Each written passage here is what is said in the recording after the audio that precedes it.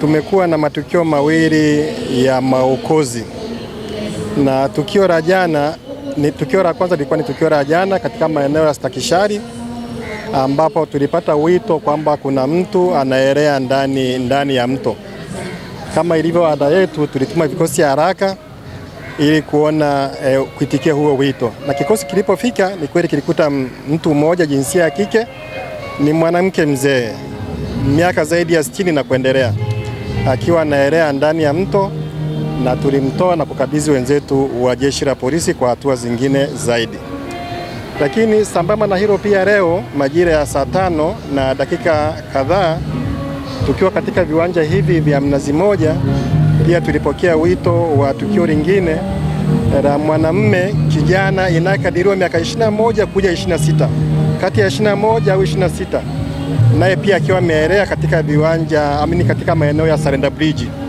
Napo pia tulituma vikosi vyetu vikafika pale, vikamwopoa na kukabidhi wenzetu wa jeshi la polisi. Ambacho napenda niseme, mara nyingi tukishaokoa au kuopoa, huwa tuna utaratibu unaofanyika katika vyombo vya ulinzi, hasa linapohusisha tukio la kifo. Huwa tunahusisha majeshi mengine na taasisi nyingine pia kufanya sasa uchunguzi wa kina, chanzo na cha kifo hicho ni nini. Kwa hiyo vyombo vimejipanga, viko mbioni kwa ajili ya kuchunguza vyanzo vya hivyo vifo vyote, kama kweli ilikuwa ni maji ya kawaida au ilikuwa ni sababu nyingine ambayo isiyo ya kawaida. Kwa hiyo vyombo vinajipanga kwa ajili ya kuanza uchunguzi ili tujue chanzo cha vifo hivyo ni nini. Kwa uzoefu wetu, hasa katika mazingira haya ya mvua, wakati huu wa mvua, na mara nyingi tumekuwa tukitoa tahadhari kwamba unapovuka wakati huu wa mvua maji, chukua tahadhari, usidharau maji, kwa sababu maji yana mnyororo.